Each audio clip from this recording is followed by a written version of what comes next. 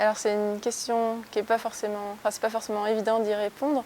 Je dirais que les premières études, c'était des études en mer. On savait quels oiseaux se trouvaient à quel endroit, mais on n'était pas capable de savoir forcément leur provenance, de quel endroit ils venaient. Ensuite, on a commencé à mettre des bagues aux oiseaux. Si on retrouvait des oiseaux morts, par exemple, avec des bagues à certains endroits, ça nous permettait de savoir d'où ils venaient. Donc ça donnait quelques indications. Un exemple, c'est les guillemots, ils sont chassés au Groenland. Quand les chasseurs avaient des guillemots avec des bagues, on pouvait savoir d'où ils venaient. Donc, par exemple, les guillemots de Brunique, il y en a du Svalbard qui ont été tués au sud-ouest du Groenland. Donc, on savait que les guillemots de Brunique pouvaient aller jusque-là en hiver. Aujourd'hui, on a des techniques un peu plus modernes. On utilise des enregistreurs miniatures. Alors, chez les oiseaux marins, les GPS sont souvent encore trop gros pour être déployés pendant une année entière.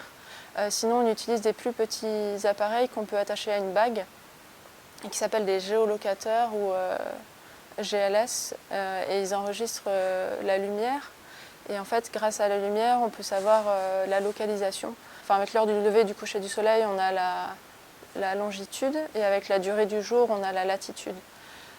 Donc c'est beaucoup moins précis qu'un GPS, mais ça donne une bonne idée de où sont les oiseaux en hiver. Et surtout, c'est des appareils qui sont très petits, donc ça nous permet d'avoir des déploiements pendant une année, voire ça peut enregistrer plusieurs années de données si on ne veut pas rattraper les oiseaux tous les ans.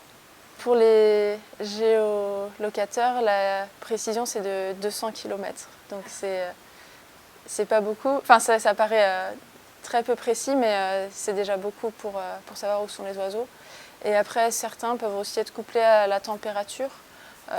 Donc ça permet d'affiner un petit peu la position si on connaît la température de la mer à l'endroit où sont les oiseaux. Les données sont enregistrées dans le logger, donc il faut recapturer l'oiseau pour pouvoir télécharger les données.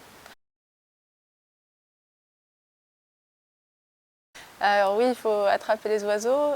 Difficile, ça dépend des espèces. Certains sont assez faciles à attraper et d'autres un peu plus difficiles, notamment les goélands parce qu'ils ont une très bonne mémoire. Enfin, ils se rappellent qu'ils ont été capturés et comment, donc après ils sont assez méfiants.